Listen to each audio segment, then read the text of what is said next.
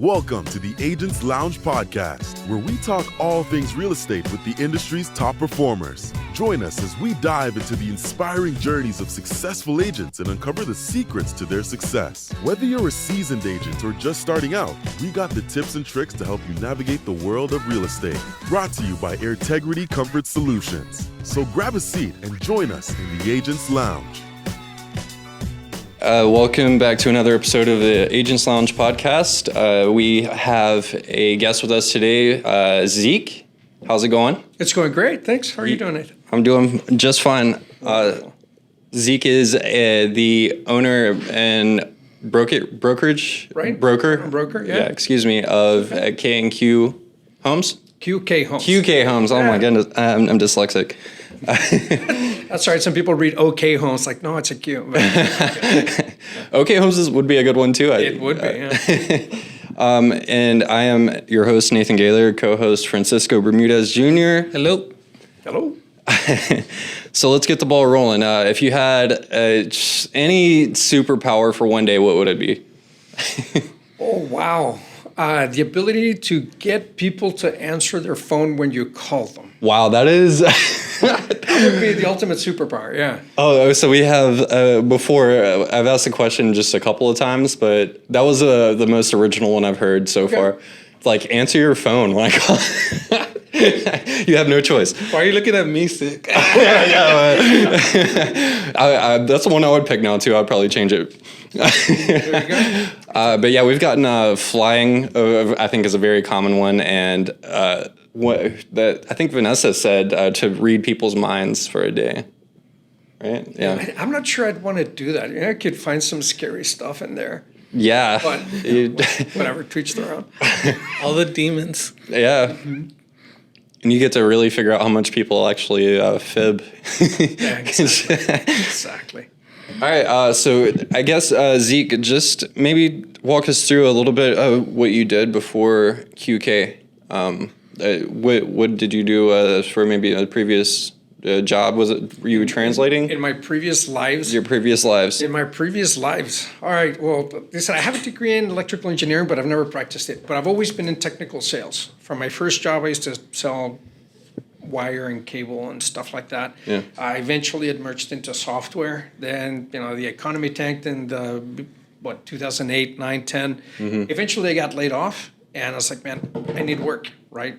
At that point, my parents had had a translation and interpreting business for a few years, and like most parents would do, like, hey, son, how are you doing? Do you need money? I'm like, no, I need work. Yeah. It's like, great. So he trained me as an interpreter because we've been bilingual since we were little. I'm originally from Mexico, so Spanish is my first language. I speak Spanish at home all day, every day, always had with my parents, whatnot.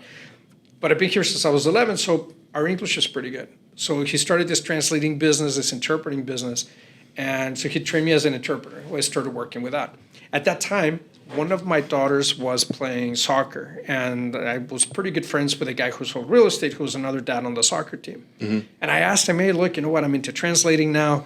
Do you have any clients from Mexico who maybe here trying to buy a house or whatever? And Cesar was like, no, I don't speak Spanish. I'm like, dude, well, I'll translate for you.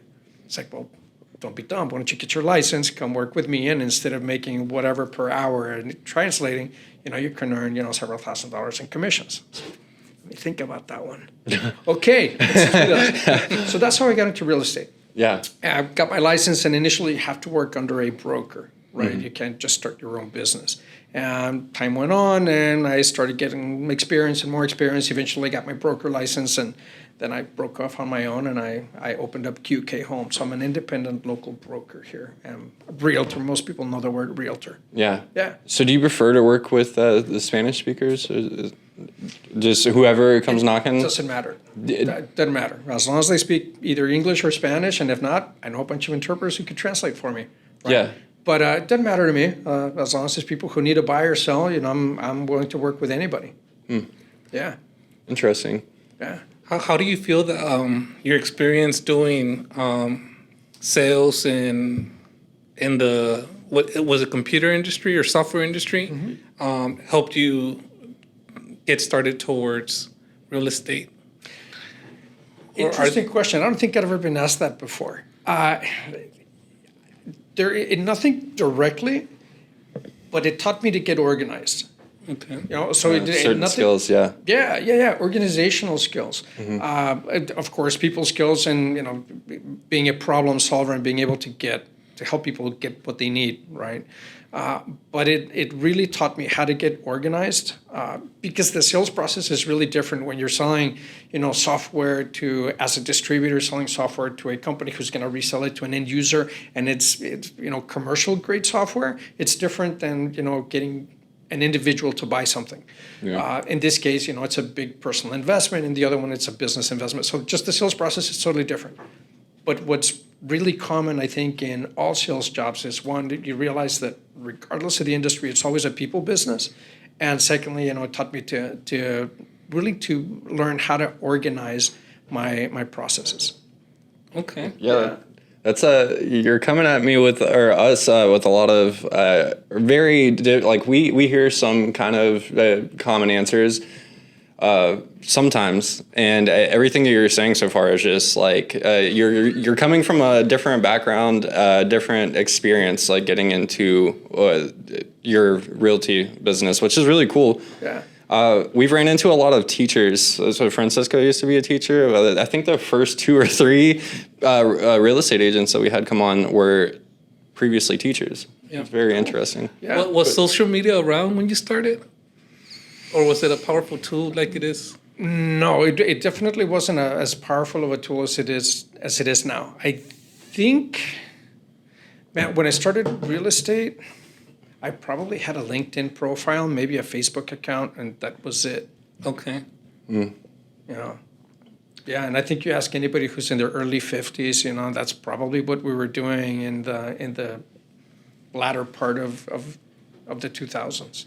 Yeah, because I feel that, especially with you all that are a little bit older than most of the younger real estate agents, I feel like y'all are very good about having a system in place. And I feel that I've met a lot of young realtors that all they want to do is social media. And it's like, well, it's not really that's not just the way it really works. Like there's other ways, or there's other ways to generate leads or referrals besides social media. So what are your thoughts on that? Well, social media I think there are 2 important avenues to getting leads on social media. One of them is, you know, somebody comes into the business and says, okay, you know what, I'm here to make money, but I'm broke right now. A lot of people spend hundreds, thousands of dollars on leads. Yeah. They go to Zillow and they buy leads, or they go to Realtor.com, buy leads. On social media, you could get a business account on Facebook, on Instagram, and you pay for advertising and whatnot.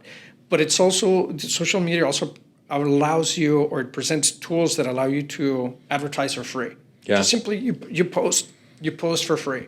So it's a way to get leads, whether if you've got a budget, if you can spend some money on it, go for it, you know, and your exposure will be greater.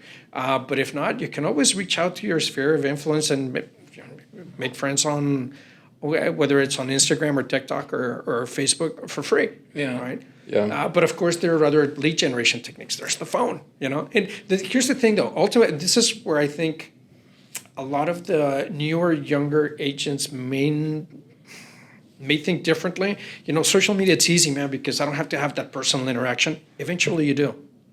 Eventually, you're going to have to talk to somebody, right? So I use the phone a lot, and I call people. Cold calling, sure, why not? I'm not afraid to talk to anybody. And I know that I'm going to have to talk to them in the end anyway, so why not start the conversation? You know, when you talk to somebody is when you really find out if you're compatible, if you like them, if they like you or not. Yeah. So that happens. You know. I feel like social media in general, it's really, really good. I mean, the best business comes from word of mouth, I would say. I don't know if that's even like really arguable in my opinion, because but it's like Facebook. If you have some clients, it's good to have them on your business Facebook. So like it keeps them. If you're consistently posting a couple times a week or whatever it is, you're going to be in their mind more often rather than if you weren't. Right.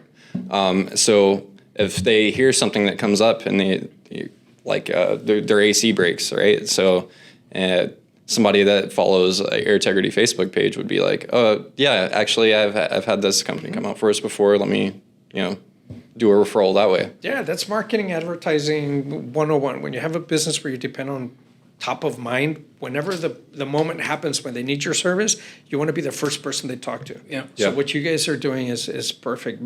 Creating that top of mind awareness. Oh, I need an AC service. Well, let me call Air Integrity. Yeah. It's right there. Right. And that's what of course, I try to accomplish too. I'm thinking of buying something. Let me call Zeke. Yeah, right, exactly. So you mentioned that you do most of the communication over the phone. So tell us about a time that you had a challenging situation and how you overcame it. How did you help the customer reach their goal? It could be buying a house or selling a house or... So this is like one of my favorite topics. So is there like when you hear, what is a very a quick memory that comes up to you when I mention a difficult situation that you've had in the past with maybe a customer, maybe just a buyer or seller, and like just kind of walk us through it, like the whole process of dealing with it. Sure. And this is, okay, I can think of like 5 real quick. Yeah. But here's one that I think is pretty common among realtors, right? Most of the time we're dealing with a couple who wants to sell a house or a couple who wants to buy a house. One of the things that I'm always telling my clients when I start getting mixed signals from one from the other, it's like, look, you guys have got to work this out. Get on the at same home page before you tell me what you want to accomplish.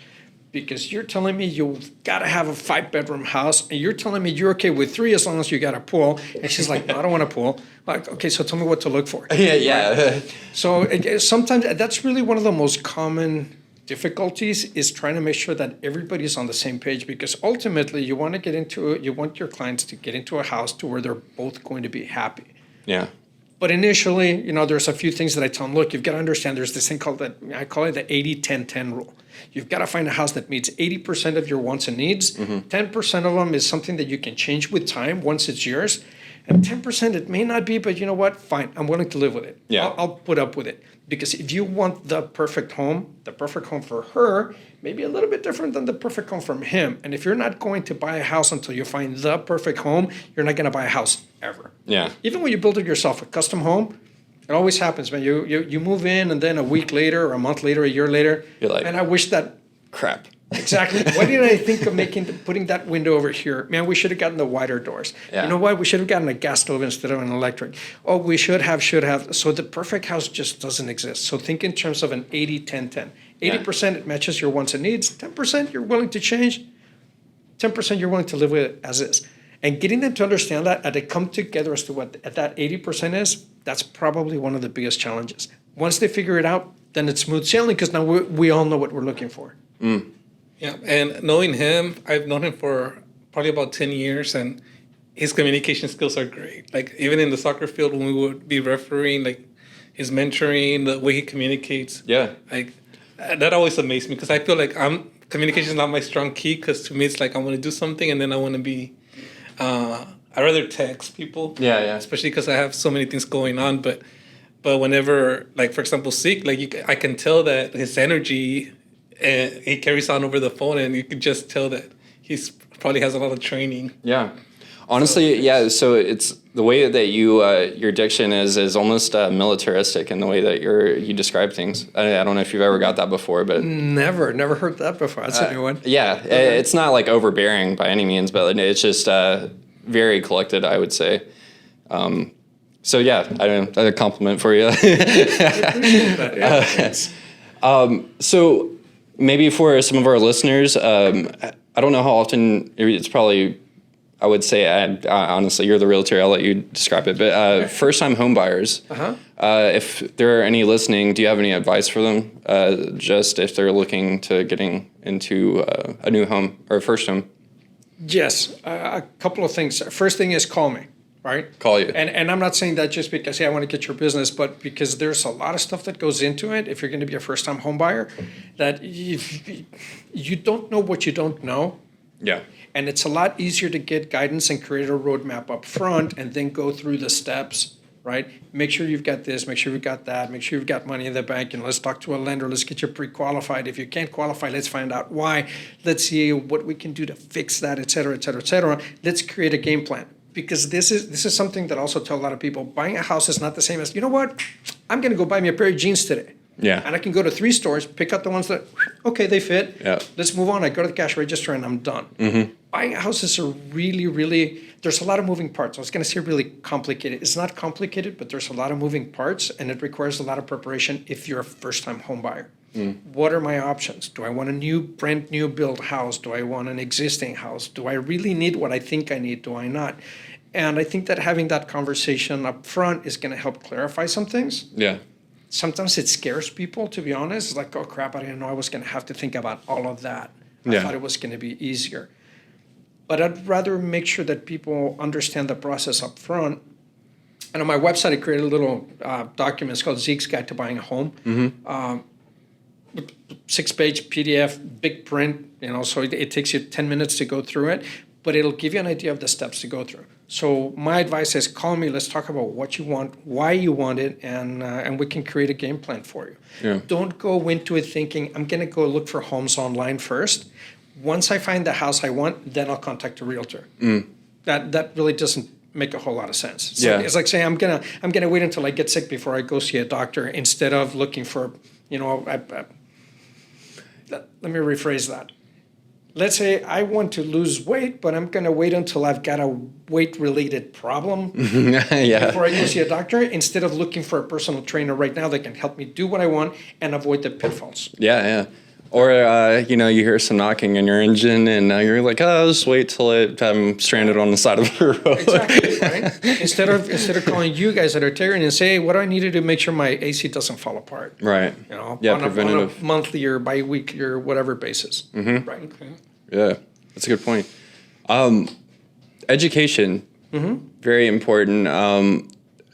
How do you, I know like no one has a crystal ball, but how do you forecast the foreseeable like next year or so as far as markets, and how do you stay informed about it? Just the market trends and everything. Okay. There's a bunch of tools. Actually, they're available to the public if you know where to look and you care to look for them. Yeah. Right? Well, it's like more, do you have like a personal favorite, like a go-to, like a favorite tab on the computer or something? I do. I've got a couple. One of them is Redfin.com. Even though Redfin is a broker, also it's a brokerage, and technically they're my competitor.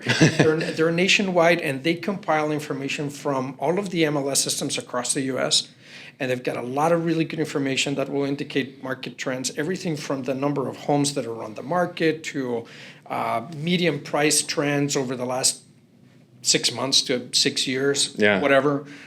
Number of sales, they've got something like 20 different graphs you could look at. So I use that to get a lot of market information to look at trends. For example, well, that's one. Another favorite of mine is Mortgage Rate Daily, because I can see exactly what the mortgage rates are doing. And right now that's a pretty hot topic. Yeah. Right? For sure. Just interest rates. Mm-hmm. So if one of the other little plug here for my weekly newsletter, I send out a weekly newsletter. A lot of times I put in images from those websites indicating what the trends are, both locally and nationally, and what rates are doing, because I think it's important for people to stay informed of what's going on. So those are the two sources that I use. And if you want to get on my weekly newsletter, let me know, and I'll be happy to add you. That sounds awesome. But those two are the ones that I use. That's what I see as far as trends. What am I seeing in the foreseeable future? I think that there's a lot of pent-up demand right now. A ton of people want to buy houses, particularly millennials. Yeah. Right? Between the mid-'90s and early 2000s, a lot of people were born, right? I don't remember the figures exactly. But Realtor.com and the National Association of Realtors did a study. They did some surveys, and something like over 80% of millennials say they want to be homeowners in the next few years. Yeah. But right now they can't, because interest rates are so high and because inventory is so low. There are just simply no houses to buy. Yeah. So if we look at trends on what's going on, I think that once interest rate drops, a lot of people are going to come on the market to buy. Yeah. Right? Right now they're not buying because interest rates are really high. The other thing that's affecting is that low inventory. Right? Yeah, what's going to entice more people to start selling? when interest rates go, if I own a house right now at 3% interest, and right now if I sell and I need to buy something else, like, man, my next mortgage is going to be at 6.5. No way I'm selling right now because it's going to be just crazy, stupid expensive for me to buy my next one. Yeah. Right. So when interest rates go down, I might be more willing to sell now because it's not going to be as painful for me to buy my next home. Yeah. Right. So I think that prices are going to continue to go up for those two same reasons, right? Which is a reason for you to buy now if you're thinking about buying. Maybe not sell now, but if you want to buy now. Because when inventory is really low and a lot of people want to buy and there's very few houses, prices go up, just basic supply and demand. Yeah. And also when you have interest rates, whenever they do come down, whether they come down or inventory goes up, that pent-up demand is going to show up and say, I want to buy a house, and that's going to continue to keep prices high. Nationwide right now, we're already at the same price level as we were last year. Okay. We started off a little bit lower year over year than last year. Nationally, those two curves have already crossed. Locally here in San Antonio, we're still a little bit below what home prices were at this time last year, but the trend is going up. So houses are just going to get more expensive from this point going forward. Do you see more people becoming at that age where they want to buy a home increasing, or do you feel like more people are moving into San Antonio? I'm not sure about what the flow of people into San Antonio looks like. I know people are coming here. I just don't have the numbers. But Yeah. I think it has more to do with the number of people simply that are getting ready to buy a house for whatever reason. Okay. Yeah, I'm not sure about San Antonio's numbers either, but I did see a statistic on Austin, and it's San Antonio is always a little bit lower than Austin's as far as those stats go. But last year for 22, 150 people an hour moved to Austin. That's And- just ridiculous. Right. That's just nuts. Yeah, exactly. I want to move to Austin to Oh, yeah? open a business over there, but I told my wife last night. You told her last night? Hey, we're moving to Austin. Not on the podcast, Rick. Well, when you're ready to buy a house over there, I get the right realtor for you, man. I'll refer you to the right guy, but be prepared to pay a pretty penny. It's Yeah. it's getting to be one of the most expensive markets in the country. It's Yeah. just, Little LA, yeah. yeah.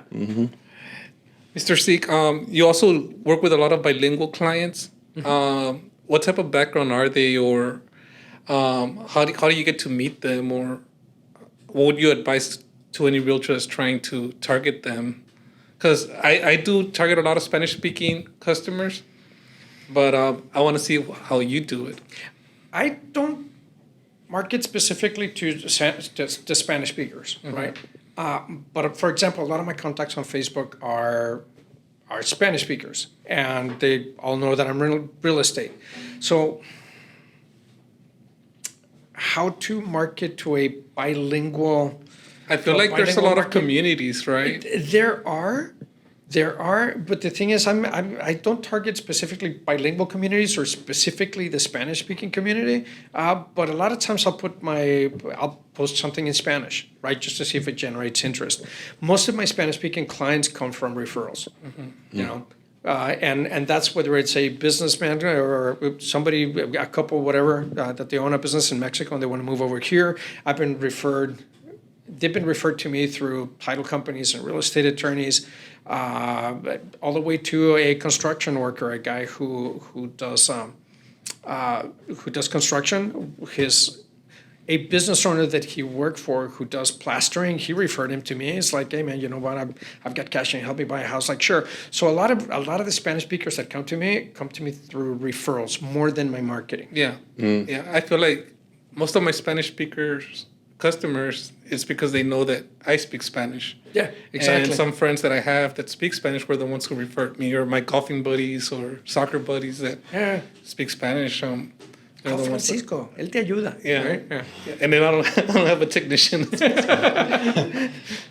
That's funny. But yeah, I think there's a lot of people from El Paso, Brownsville, even Laredo that speak a lot of Spanish. Yeah. And they want to do business in Spanish. Question for you: do you find that Spanish speaking, or let's say people from a Mexican culture, have a different way of doing business than Americans do? In the way that they interact with the company, because I see it in real estate. What do you think?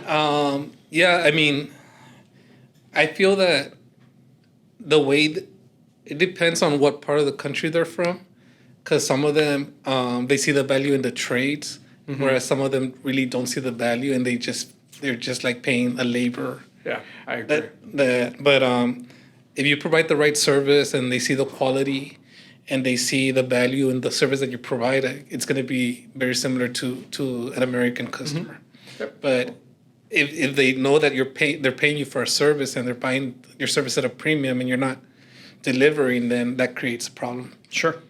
Yeah, but I feel that once you do a very good job for them, like the amount of referrals that you'll get from them, it's going to be a lot because those people, they're having dinners together, they're getting together to go out, play soccer, go to church together.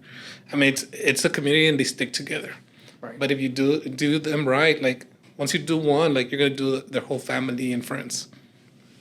That's a good point. Ultimately, that's what I'd love to see. Somebody hire me to sell a house, and and then their entire family calls me to sell their houses. Yeah. That's ultimately what I'd like to see happen. Yeah. That's a good point that he just made, though. Like, traditionally, they're just more family-oriented and more, if they have a good experience, they're going to refer you. Yeah, like even like Zeke, if we were neighbors, like he would be treated like family. Yeah. And they would say hi to each other every day. I'd probably see him like be at his house every other day or every other weekend. But We'd probably be looking over each other's shoulders like, what are you cooking, man? Yeah, right. Yeah, Fire up your grill. What are you cooking? yeah, so it'll probably be like a WhatsApp group and everybody would be getting together. Yeah. Yeah, so That's cool. Yeah. Zeke, do you have any hobbies outside of, what do you do in your free time if you have any? I know you said you're busy on the weekends now. When you get some free time, what does leisure look like for you? It depends. Usually hang out with family and friends. It's Really? usually just hangout time. Yeah. I used to be in the soccer world. That's where I met Francisco, right? Used to be a referee. Don't do that anymore, but I miss it. But, barbecues at friends' houses. We'll have people come over to our house. Sometimes we spend a lot of weekends, sometimes just chilling at home. Yeah. Doing yard work, fixing this, fixing that, whatever. I'm visiting my mom. Yeah. Family-oriented. Yeah, pretty much. it's too hot to be outside. Right. But you know what, though? I really don't mind the heat. I don't mind doing 3 hours of yard work even on a Saturday afternoon. Yeah. I'm okay with that. But it is hot. Yeah. There's no denying. As long as there's a couple of cold ones in the fridge, we're good, Yeah, undeniable. I also feel the same way. I will just be outside to sweat because it makes me feel like I accomplished something and burn some calories. You know what? That's true. And sometimes that sense of accomplishment, even if it's, hey, I mowed the yard today, I did something useful, right? But my wife and I, we're homebodies. We like to just hang out at whether it's at our house or at a friend's house, whatever. We don't go out a whole lot. Yeah. We like our house. Yeah. So I'm almost done interrogating you. I appreciate the conversation. But to close on a high note, do you have a particularly memorable deal that you've done with like a customer? Do you have like a returning customer that you have just like went above and beyond and they won't work with anybody else besides you in the future? Yes. And this is in case you guys have anybody who is thinking about doing a real estate deal and they don't live here. Long time ago, this guy named Patrick calls me, says he found me online, and we kind of hit it off over the phone a little bit. Remember my superpower? I wish I could get people to answer their phone. Well, what he called, I answered. and we kind of hit it off, and he later said in one of his online reviews that he had talked to several realtors because he was moving here from Nevada to San Antonio, job related. I eventually helped him buy a house, sight unseen. The guy never saw the house in person. He and his wife didn't see the house in person until the day they pulled up with their U-Haul. Oh, man. Pressure. Yeah, but you know what? He really enjoyed the service. I think that the quality of the service was good enough for him to later say, you know what, Zeke, we're going to rent this house. I want to buy another one. Can you help us? Like, duh, yeah. Right? So let's do that. And we found him another house. Later, they wanted to sell their first house. Well, Zeke, hey, we want to sell the house over there by wherever, Mm-hmm. So we sold that one. Later, hey, we want to sell this one and move that one. Overall, I did 5 transactions with them. Their last one was when, unfortunately, they had to move to Ohio. And also, that is very unfortunate. With Patrick and Chrissy. But, first, we got to be good friends. And that was a repeat customer, 5 transactions with them. Help them buy, help them sell, help them buy, sell and buy, and then sell the very last one. Wow. And also my very, very first real estate client, after I got my license, it was a couple from Monterrey, from Mexico. They went to a bank here. They told their bank guy, their loan officer, that they wanted to buy a house. He called my broker, the other dad on the soccer team. He's like, hey, Neil, I've got a couple here. They want to buy a house. It's like, okay, great, but they speak Spanish. I said, oh, no, I don't speak Spanish, but I've got this brand new agent. That would be me. I got this brand new agent here. I'll bring him along.